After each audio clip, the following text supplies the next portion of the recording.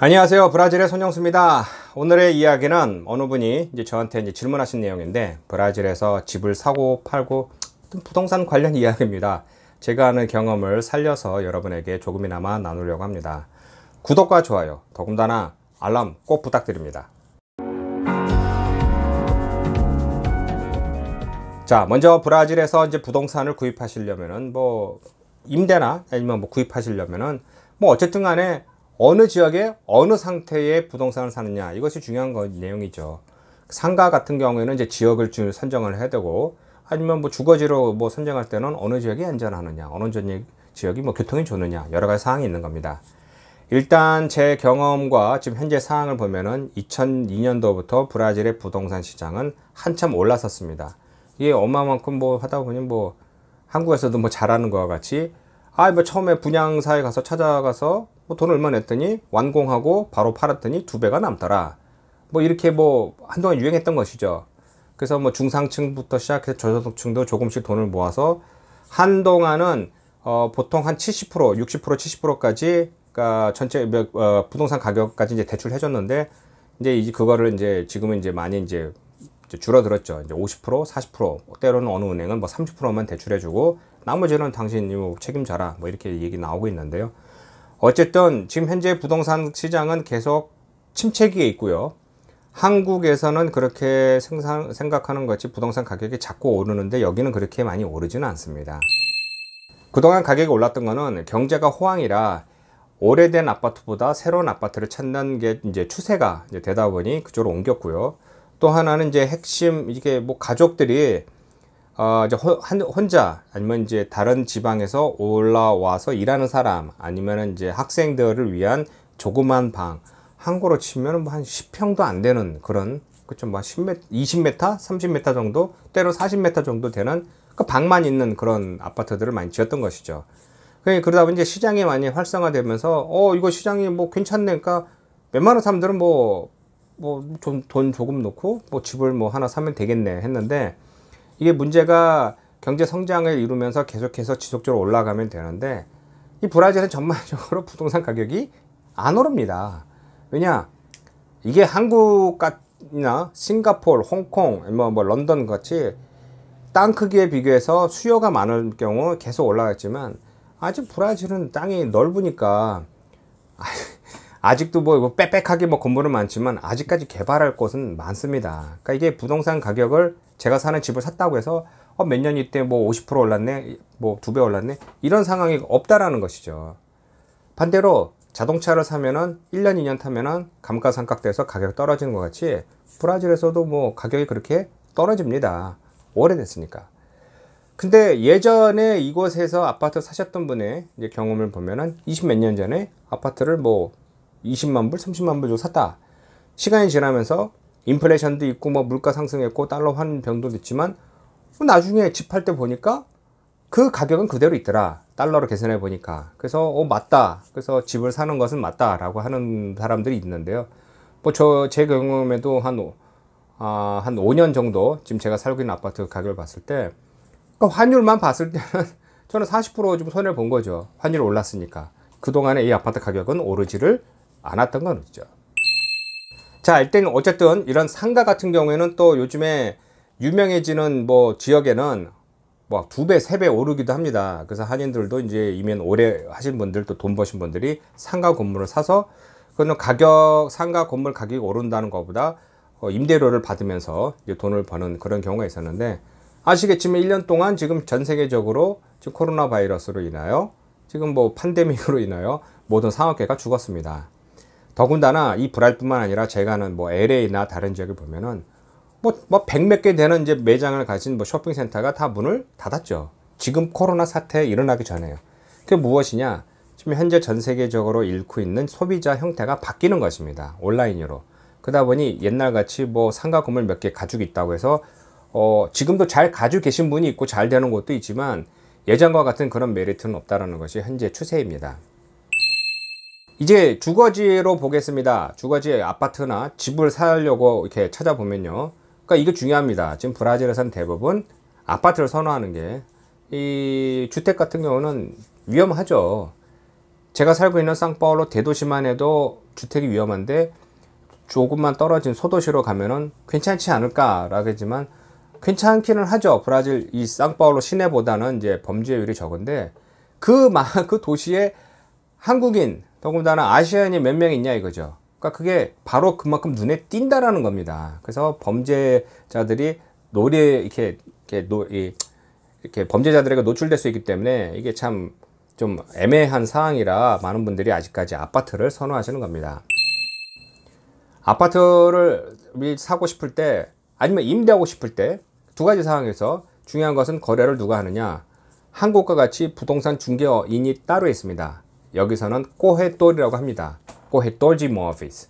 그래서 이 코헤토한테 가서 내가 뭐 임대를 하고 싶다 아니면 내가 뭐 아파트를 뭐 사고 싶다라고 얘기하면은 금액과 지역을 제시해 주면은 그 지역에 맞는 이런 뭐 물건이라고 해야 되겠죠. 아파트를 이제 제시해 주는 이게 겁니다. 중요한 게 코헤토이라는 사람을 원래 좀 친분이 있는 사람, 그러니까 가족 같은이나 주위에 변호사하고 뭐 의사는 하나 정도 꼭 있어야 된다라는 거와 같이 이 코헤토도 꼭 믿는 사람이 있어야 된다라고 하는 게 이게 장난도 뭐 한국도 있지만 뭐 장난도 많이 칠 수도 있지만은 이 사람이 얼마만큼 능력이 있느냐에 따라서 결과가 달라질 수 있기 때문에 꼭 능력 있고 친분 있는 사람을 찾는 경향이 많습니다. 또 한 번 거래하면 그것을 오랫동안 유지하려고 하죠. 코헤토에 이제 가져가는 이제 중개 복비라고 있죠. 중개비는 또 여기서는 이제 코헤따정이라고 합니다. 근데 이 비용은 얼마 정도 되느냐? 거래하는 금액에 그러니까 아파트를 주고 사고 팔 때 거래하는 금액에 0.3%에서 거의 1%대로 다양합니다. 저는 뭐 0.5% 받겠습니다. 저는 뭐 0.3% 받겠습니다. 저는 1% 받겠습니다. 하는데 아무래도 높게 부르는 사람은 능력이 좋아서 좋은 물건을 가져오든가 아니면 좋은 물건을 빨리 좋게 팔 수 있는 그런 능력 있는 사람인 것이죠.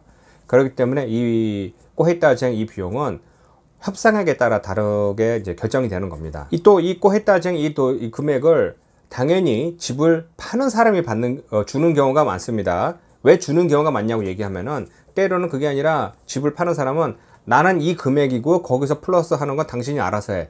그렇기 때문에 나는 요것만 줘 라고 하기 때문에 이게 뭐 금액이 뭐 능력에 따라 많이 달라집니다. 그래서 살 때도 그 코헤토라고 내고를 협상을 잘 해야 이것을 조금이라도 더 싸게 살 수 있는 것이죠. 결정이 됐습니다. 지금 뭐 먼저 임대로 봤을 때 어느 아파트를 내가 임대로 들어갈 때는 그 집의 이제 상태를 좀 보고요. 또 거기에 대해서 여기 문고리에 뭐가 문제가 있어. 여기 뭐 색칠을 해야 돼. 여기 뭐 타일을 붙여야 돼. 다 정리를 하는 겁니다. 일반적으로 임대를 할 때 딱 한번 수리를 해서 깨끗하게 줬을 경우 사진을 찍어서 나갈 때 그 상태로 그대로 다시 한번 색칠하고 해서 반납을 하는 겁니다. 그렇지 않을 경우 그냥 있는 그 상태로 받아서 내가 살 동안 내가 뭐 고칠게. 보통 한 30개월 정도로 이제 기준으로 임대를 하는 거니까요. 내가 고쳤을게. 뭐 불도 달고 내가 색칠하든 하든 내가 할게. 단 나갈 때 난 그대로 나갈 거야. 안 고칠 거야 라는 것을 확실히 미리 해둬야 나중에 큰 사고를 안 당합니다. 새 아파트를 샀습니다. 구매했으면은 이제 그 당시에 이제 일반적으로 브라질에서 만드는 이제 분양하는 새 아파트는 아무것도 없습니다. 그냥 시멘트 발라서 주면은 그 안에 치장은 뭐 알아서 하라고 이렇게 하기 때문에 그 아파트 살 때 이제 그거는 이제 일일이 돌아다니면서 바닥재 뭐 천장 뭐 이런 거 하다 보면 시간과 돈이 많이 들기 때문에 완공된 지 얼마 안 된 또 수리된 지 얼마 안 된 집을 이제 선한 경우도 많습니다. 그런 아파트를 샀을 때 당연히 뭐 코헤따지 그러니까 복비를 주고요. 또 이제 또 깔토르지 모피스라고 해서 이제 부동산 이제 그 등기소가 있습니다. 그곳에다가 이제 등기를 하고요. 돈이 많이 들어가죠. 그게 뭐 한두 푼 들어가는 건 아니고요. 또 이런 것을 다 끝나고 나면 또 일반적으로 또 이제 보험을 듭니다. 그러니까 보험이 이제 불에 화재가 있다라든가 뭐 아니면은 은행에 돈을 이제 융자를 받을 때는 은행에서 의무적으로 이제 보험을 들게 돼 있죠. 그 비용도 상당히 높습니다. 그래서 이런 걸 다 정리하고 이제 올리면 되는 것이죠. 그 다 끝나고 나서 이제 이사를 하는데 이사 규정도 까다로운 게 아파트 그 사는 곳마다 다 규정이 다릅니다. 어느 지역은 주말에만 할 수 있다. 또 어느 지역은 주말에는 하면 안 된다라는 게 있습니다. 주말이라고 하는 것도 토요일까지 오후 5시까지 끝내야 된다. 또 주중에 하는 것도 오후 5시까지 끝내야 된다 등 까다롭습니다. 그러니까 그것을 미리 꼭 확인하고 들어가서 그럼 저는 뭐 언제 뭐 하는데 또 이사를 그냥 무조건 하는 게 아니라 허가를 받아야 됩니다. 그 아파트 관리실에 가서 언제 이사를 합니다. 왜냐면 만약에 엘리베이터가 뭐 2개나 3개나 이렇게 한정되어 있으면은 나를 위해서 이걸 딱 이렇게 엘리베이터 전용을 해줘야 되기 때문에 미리 며칠 전에 얘기를 해야 되고요. 또 올라갔을 때 뭐 규정이 까다롭습니다. 뭐 일하는 사람 못 올라간다. 뭐 안에 뭐 들어갈 때 뭐 명찰을 꼭 달아야 된다. 뭐 이렇게 복잡한 경우도 있고요. 한국 같은 뭐 사다리차 당연히 없습니다. 다 계단이나 엘리베이터를 타고 올라야 됩니다. 이삿짐을 준비하는 것도요. 또 그냥 한국같이 뭐 포장이사 있다고는 하는데 한 번도 안 써봤고요. 포장이사 비슷한 걸 해봤는데요. 그냥 안 하는 게 낫습니다. 뭐 그냥 상자에다 그냥 있는 거 다 쓸어 담아서 가기 때문에 2가지 상황이 왔더니 없어지든가 아니면 파손되든가 딱 그겁니다. 그 사람들은 받는 게 요즘엔 또 많이 올랐다 그러지만 뭐 많지는 않습니다. 뭐 한 2,000원, 3,000 해야 뭐 또는 한 100만 원 안 되는 겁니다. 뭐 규모나 뭐 회사에 따라 뭐 다르겠지만 뭐 트럭 하나 뭐 이렇게 치우면은 그런 거 받는 사람들이기 때문에 일당으로 자기네들의 직원들과 하기 때문에 하다못해 TV 하나 깨먹으면요 그들을 못 줍니다. 그거 TV 하나 갚아주려면 자기네들이 며칠 동안 일해야 되는데 자기네들이 또 보험 회사가 있고 그런 걸 제대로 하는 회사는 또 있습니다. 진짜 잘하는 회사 비용이 어마어마하게 높은 것이죠. 그러니까 우리는 그렇게 못하고 그냥 동네에 있는 이삿짐 센터라고 하면은 이제 직원 한 4-5명이 와서 그냥 트럭에다 왕창 실어서 가서 그냥 올려다 주고 정리도 안 하고 뭐 이런 상황입니다. 또 이사하고 나서 중요한 것은요. 또 그 안에 정리하는 것도 뭐 혼자 다 하셔야 되니까 뭐 힘든 것도 있고요. 인터넷이나 뭐 전기, 가스, 전임 살던 사람이 이름을 꼭 빼고 가져가는지 꼭 확인해야 되고요. 가끔 그 사람이 안 가져가서 그냥 나는 쓰기만 했는데 그 사람 이름이 들어지면서 제 쓰고 있는 전기요금이나 가스요금이 끊어지는 경우도 있고요.